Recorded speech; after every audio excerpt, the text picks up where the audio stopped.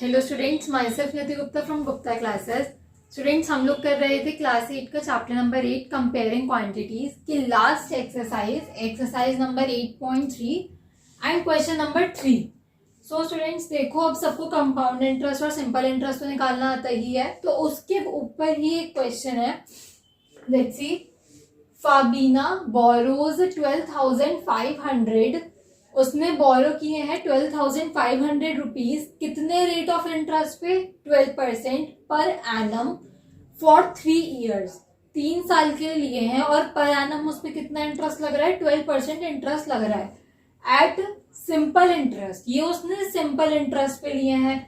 And Radha borrows, Radha ने बोरो किया है same amount for the same time period, मतलब कि यहाँ पे प्रिंसिपल भी सेम रहेगा और जो टाइम है वो भी सेम रहेगा, 3 ईयर्स। बट 10% पे किया है। पहली बात तो 12% पे ना करके 10% पे किया है, और कंपाउंडेड एनुअली लिखा हुआ है, मतलब कि इसने कंपाउंड इंटरेस्ट पे बोरो किया है। और फाबीना ने किस पे किया था? सिंपल इंटरेस्ट पे किया था। तो आप लोग डिफरेंस समझ गए कि फाबीना वाले केस में सिंपल इंटरेस्ट वाला फॉर्मूला लगेगा, और ये जो राधा वाला केस है उसमें कंपाउंड इंटरेस्ट वाला फॉर्मूला लगेगा।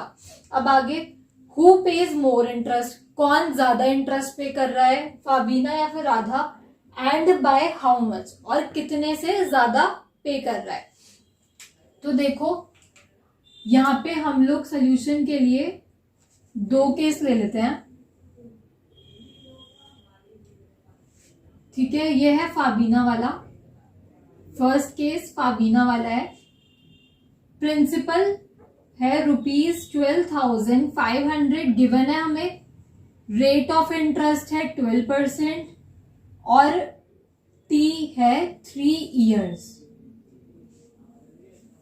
नाउ सिंपल इंटरेस्ट का क्या फॉर्मूला होता है? P into R into T upon 100। 12,500 into 12 into 3 upon 100। 0 से 0 कैंसिल, 0 से 0 कैंसिल। अब 125 इंटू 36, क्या होगा इसका आंसर? ₹4,500। मतलब कि सिंपल इंटरेस्ट इतना निकल गया फाबीना वाले केस में। अब हम लोग लेते हैं राधा का केस। आप इसको केस 1 और केस 2 करके भी ले सकते हो। सो यहां पे जो प्रिंसिपल है वो सेम रहेगा। रेट ऑफ इंटरेस्ट 10% गिवन है, एंड एन जिसको हम टाइम पीरियड भी बोलते हैं वो 3 ईयर्स ही है। यहां पे स्टूडेंट सीधा निकलता है अमाउंट। तो पहले हम अमाउंट निकालेंगे। P1 प्लस R अपॉन 100 की पावर n। P है 12,500, 1 प्लस 12 अपॉन 100 की पावर 3। 12,500 इंटू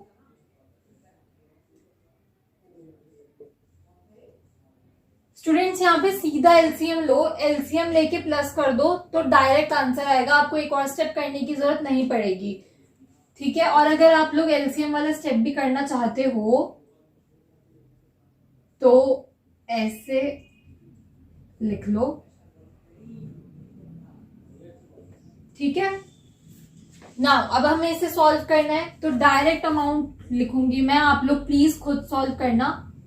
16,637.50 ये निकल गया हमारा अमाउंट। अब हमें इसका इंटरेस्ट पता होना चाहिए। क्यों? क्योंकि यहाँ पे हु पेज मोर इंटरेस्ट बता रहा है। इसने हमसे डायरेक्ट अमाउंट नहीं पूछा, यहाँ पे इंटरेस्ट की बात हो रही है। तो कंपाउंड इंटरेस्ट निकालेंगे।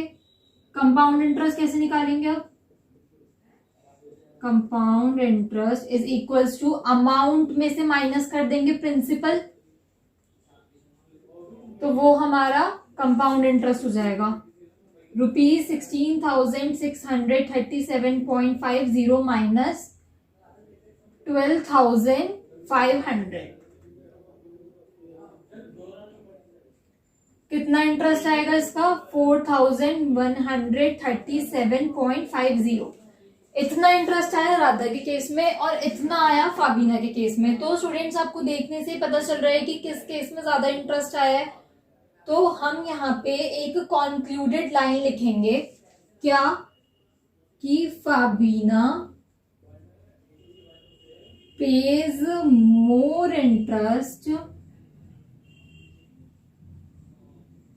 ठीक है, और कितना पे कर रही है ज्यादा, तो फिर 4500 में से ये वाला जो इंटरेस्ट आया माइनस कर दो, कितना ज्यादा पे कर रही है 4500 माइनस 4137.50, 362.50। चाहे ये वाली लाइन ना लास्ट में लिखना कि फाबीना pays more interest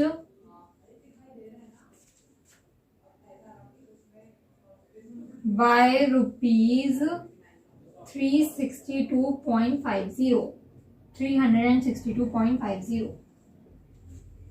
so I hope students कि आपको समझ में आया होगा, क्योंकि इसमें इतना ज्यादा तो कुछ था नहीं, बस हमें सिंपल इंटरेस्ट और कंपाउंड इंटरेस्ट का फॉर्मूला लगा के, कंपाउंड इंटरेस्ट वाले फॉर्मूले में स्टूडेंट्स ये जो निकलता है वो अमाउंट होता है, प्लीज इसमें गड़बड़ मत करना। उसके बाद कंपाउंड इंटरेस्ट निकाल के तब कंपेयर करना कि किसका इंटरेस्ट ज्यादा है और कितना, तो ज्यादा वाले में से कम वाले को माइनस कर दो तो निकल के आ जाएगा बाय हाउ मच, किसका ज्यादा है या किसका कम है, जो भी क्वेश्चन में पूछा हुआ हो।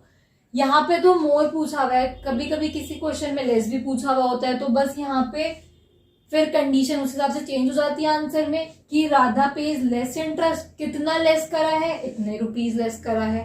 ठीक है, क्लियर है। और स्टूडेंट्स कोई भी डाउट हो तो आप लोग कमेंट कर सकते हो, वैसे मैं बहुत सारी वीडियोस बना चुकी हूँ सिंपल इंटरेस्ट और कंपाउंड इंटरेस्ट पे। आई होप आपको समझ में आया होगा।